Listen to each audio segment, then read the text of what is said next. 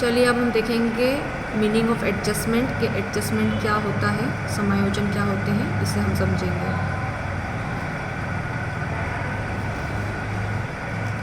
ठीक है, नाम से आपको पता पड़ रहा है एडजस्टमेंट मतलब एडजस्ट करना। तो कुछ आइटम्स ऐसे होते हैं जो कि इस साल के होते हैं, लेकिन उसका जो है हम अकाउंटिंग बुक में उसको रिकॉर्ड नहीं कर पाते हैं, भूल जाते हैं या टाइम नहीं होता है कई बार तो छूट जाते हैं। तो कुछ आइटम ऐसे होते हैं जो होते तो करंट ईयर के हैं, बट उनका क्या होता है रिकॉर्डिंग नहीं हो पाती, लेकिन उसको हम रिकॉर्ड नहीं कर पाते हैं। ठीक है, उसी प्रकार से कुछ ऐसे आइटम होते हैं जो कि या तो नेक्स्ट ईयर के होते हैं या फिर प्रीवियस ईयर के होते हैं, पहले साल के होते हैं। ठीक है, लेकिन हम उनको क्या कर चुके होते हैं, रिकॉर्ड कर चुके होते हैं।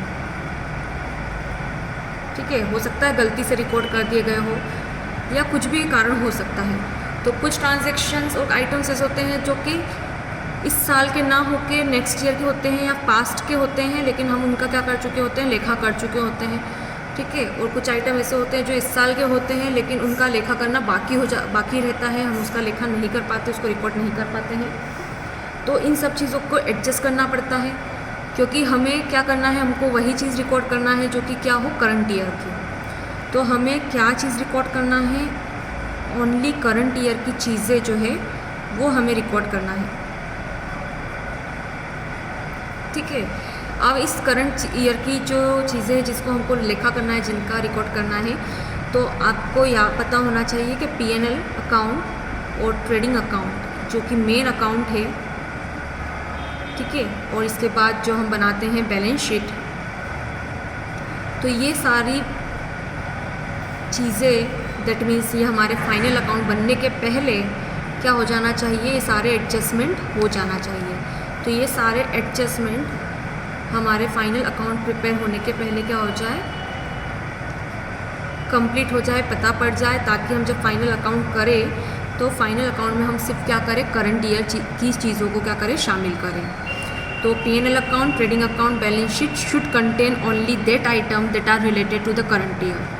ठीक है, तो all the items that are related to current year but not recorded are then recorded in the P&L and trading account, and all the items that are related to the next year or previous year but they are recorded in the accounts, then they will be deducted from the P&L account and the trading account।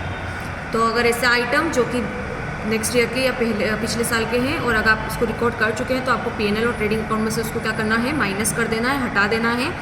और अगर कोई current year का item बाकी है जिसको आपने अभी तक रिकॉर्ड नहीं करा है तो उसको आपको P&L और ट्रेडिंग अकाउंट में क्या करना है, रिकॉर्ड कर लेना है, मतलब ऐड कर देना है। So we can say that recording of the omitted transaction in the books or removing of the unrelated transaction or items from the books of account, rectification of the errors done in the books of account, all such entries are known as adjustment entries. So adjustment help in ensuring that the profit and loss account, trading account and balance sheets are showing all the items that are related to the current year. That means they are showing the net profit and net loss of the year. चलिए हम adjustment के question start करने वाले हैं। तो adjustment के जो question होंगे उसके अंदर आपको एक चीज़ का ध्यान रखना है कि जब प्रॉफिट एंड लॉस अकाउंट हम बनाते हैं उसमें जितने भी खर्चे आते हैं वो करंट ईयर के होते हैं, मतलब जिस साल का आपको प्रॉफिट एंड लॉस अकाउंट बनाने को कहा गया है उस साल के ही खर्चे क्या होंगे, उसके प्लस होंगे। और अगर वो खर्चा उस साल का नहीं है या वो इनकम उस साल की नहीं है तो वो माइनस हो जाएगी। ठीक है, तो आप देखेंगे तो आउटस्टैंडिंग अदर व्यय, अगर वो एक्सपेंस इस साल का है, करंट ईयर का है, लेकिन उसको पे नहीं किया गया है तो भी हम उसको क्या कर देंगे, प्लस कर देंगे, क्योंकि वो एक्सपेंस है तो इस साल का, भले उसको पे करा हो या ना करा हो, पर वो है क्या, इस साल का है। तो इस साल का कोई भी खर्चा भले उसका पेमेंट ना भी हुआ हो, लेकिन अगर वो खर्चा इस साल का है, उसी प्रकार से इस साल की कोई भी इनकम भले उस इनकम को हमें वो कैश में ना मिली हो, लेकिन अगर वो इस साल की इनकम होगी तो वो प्लस हो जाएगी। तो यहाँ अगर खर्चा देना बाकी है इस साल का है तो प्लस हो जाएगा। उसी प्रकार से एक्रूड इनकम, उपार्जित आय, मतलब जिसके लिए आप सर्विस दे चुके हो लेकिन इनकम मिलना बाकी है और वो इस साल की है तो वो भी क्या हो जाएगी, प्लस हो जाएगी। ठीक है, तो करंट ईयर में अगर वो प्लस होगी तो लास्ट ईयर और नेक्स्ट ईयर में वो क्या हो जाएगा, माइनस हो जाएगा। मतलब अगर लास्ट ईयर का अगर दे रखा है आपको, ठीक है, मतलब ये आउटस्टैंडिंग एक्सपेंसेस मान लीजिए कि लास्ट ईयर जो था देना बाकी था तो ये लास्ट ईयर का था। ठीक है, लेकिन क्या हो गया, ये आउटस्टैंडिंग एक्सपेंसेस आपको एडजस्टमेंट में अब की बार दे दिया है, लेकिन उसमें लिखा हुआ है कि वो लास्ट ईयर का है।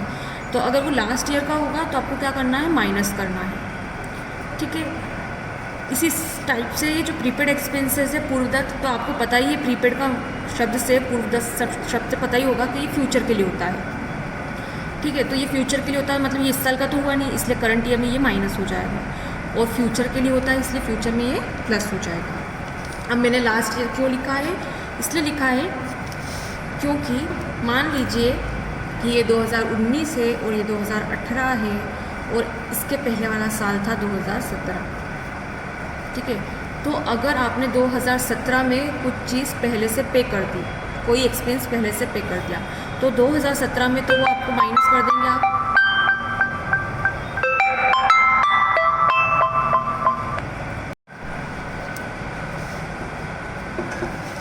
तो अगर आपने कोई चीज़ पे करी है, कोई एक्सपेंस पे करा है 2017 में, कैसे करा है, प्रीपेड कर दिया है, मतलब पहले ही पे कर दिया, लेकिन वो एक्सपेंस किसका है, 2018 का एक्सपेंस है। तो 2017 में तो आप माइनस करेंगे जब 2017 का पीएनएल अकाउंट बनाएंगे, लेकिन जब 2018 में आप पीएनएल अकाउंट बनाएंगे तो वो चीज़ जो आपने पहले माइनस करी थी वो यहाँ पे क्या हो जाएगी, प्लस हो जाएगी, क्योंकि वो करंट ईयर मतलब 2018 की कहलाएगी। ठीक है, उसी प्रकार से यहाँ पे एडवांस इनकम है, अगर कोई इनकम आपको पहले से ही मिल गई, पैसा पहले से मिल गया लेकिन आपने सर्विस प्रोवाइड नहीं करी है, सेवा नहीं दी है, तो अगर पहले से मिल गया है तो करंट ईयर में माइनस कर देंगे। ठीक है, और जब आप जो है सर्विस दे देंगे तो आप उसको नेक्स्ट ईयर फ्यूचर में प्लस कर देंगे। और इधर भी मैंने ये साइन इसलिए लगाया है क्योंकि 2017 में अगर आपको कोई एडवांस इनकम मिल गई है तो 2017 की इनकम तो वो नहीं कहलाएगी, इसलिए 2017 में तो वो माइनस हो जाएगी, लेकिन 2018 की इनकम कहलाएगी वो, क्योंकि मिली 2017 में है लेकिन उसकी असली आप जो है सर्विस कब देने वाले हैं, 2018 में, तो 2018 की इनकम कहलाएगी वो, इसलिए 2018 में वो प्लस हो जाएगी। इसलिए यहाँ 2018 में हम इस इनकम को क्या करते हैं, यहाँ पे प्लस कर देते हैं।